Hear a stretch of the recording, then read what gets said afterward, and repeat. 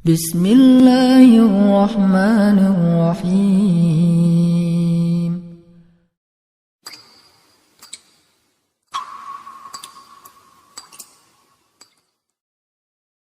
Makanya saking mulianya jasad ini, tidak boleh anggota tubuh kita digunakan untuk hal-hal yang tidak mulia. Misal, saya sering tanyakan pada teman-teman, apa fungsi mata? Kebanyakan orang mengatakan untuk melihat. Beda. Mata kita ini mata mulia. Karena itu ketika keluar tuntunan tentang melihat, itu penglihatan dilekatkan dengan kemuliaan. Kalau cuma melihat, hewan pun melihat. Dan tidak layak membandingkan mata hewan dengan mata kita. Karena mata hewan tidak mulia sekalipun melihat, maka itu dia tidak dihisab. Tidak dihisab, tapi mata kita dihisab. Saking mulianya. Quran surah 17 ayat 36. Inna sam'a wal basara wal fu'ada kullu ulaika kana anhu mas'ula. Sungguh pendengaran manusia, penglihatannya, bahkan apa yang ia fikirkan, itu akan dihisab dan ditanya oleh Allah Subhanahu wa ta'ala. Makanya ketika mata Anda akan digunakan untuk melihat, kata Allah, saya tidak ridha kalau digunakan pada yang tidak baik. Turun Quran surah ke-24, surah cahaya. Mata orang-orang yang bercahaya akan berbeda dengan mata biasa. Ayat 30 untuk laki-laki, wa kullil mu'minina yaghuddu min absarihim. Katakan pada pria-pria beriman, kalau matanya ingin dipakai melihat, lihat yang baik-baik, yang mulia-mulia. Yang tidak mulia, palingkan. Yang tidak layak untuk dilihat, palingkan. Maaf, gambar-gambar kotor, pornografi, porno aksi, itu tidak mulia. Makanya ketika dilihat, tidak ridha. Allah tidak ridha, tanda Allah tidak ridha, hati kita pun merasa gelisah dan bersalah di dalamnya. Kalau tidak percaya silahkan, Anda mencoba melihat gambar-gambar yang tidak seronok, hati Anda akan menolak.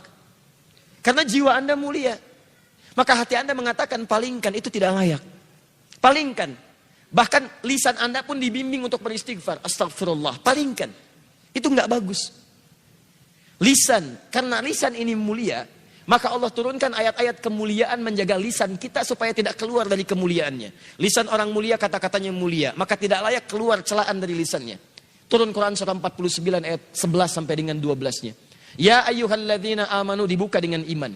Kalau ada ayat dibuka dengan iman, kalau isinya perintah, maka perintah itu jadi indikator tingkat keimanan kita.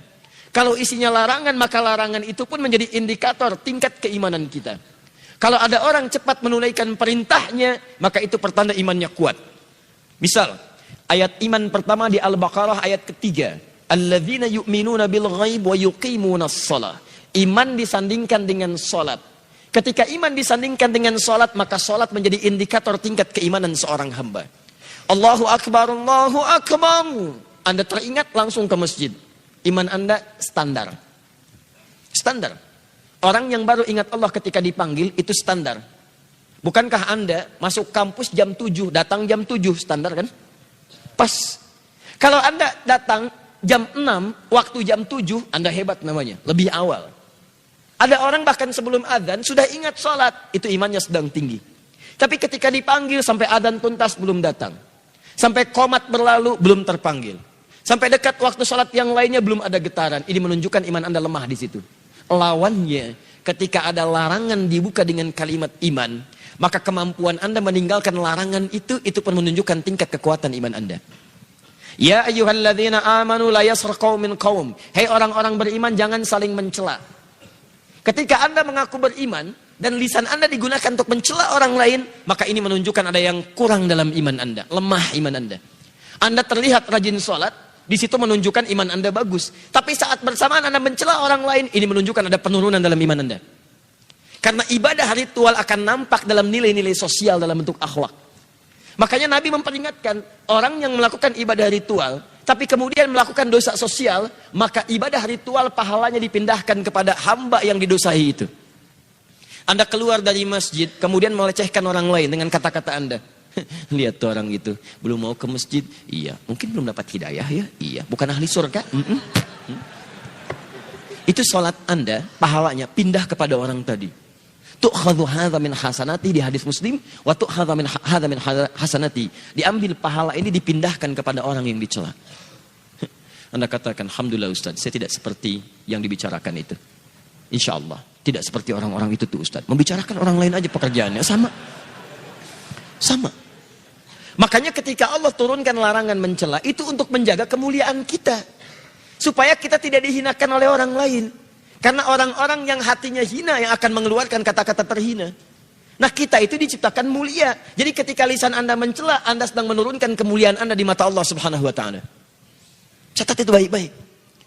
Nah, sekarang persoalannya, ketika Allah muliakan Anda, justru Anda menyandingkan kemuliaan itu dengan hewan yang jauh statusnya. Maka ini merendahkan kemudian ketetapan Allah Subhanahu wa taala, itu yang sangat berbahaya. Itu yang paling bahaya. Yang layak kemudian diturunkan statusnya bahkan lebih daripada hewan, itu hanya orang-orang yang tidak mau mendekat kepada Allah Subhanahu wa taala. Sampai turun Quran surah ke-7 Al-A'raf ayat 179. Walaqad dzara'na li jahannama katsiran minal jinni wal ins lahum qulubun la yafqahuna biha wa lahum a'yunun la yubsiruna biha wa lahum adhanun la yasma'una biha ulaika kal an'am bal hum adall.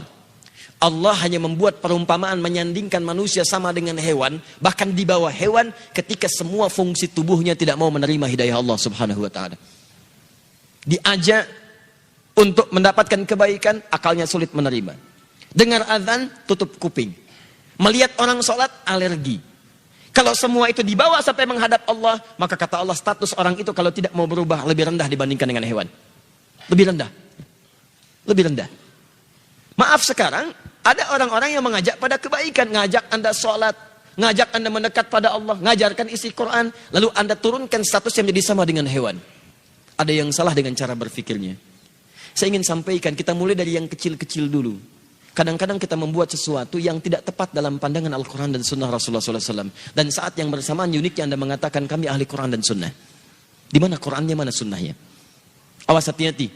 Ketika Anda pintar dalam urusan dunia, tapi awam dalam urusan agama, kadang-kadang keawaman itu bisa menurunkan status kepintaran Anda sampai tidak bisa mencerna logika yang sangat sederhana. Ingat, pintar itu anugerah, tapi bodoh itu pilihan.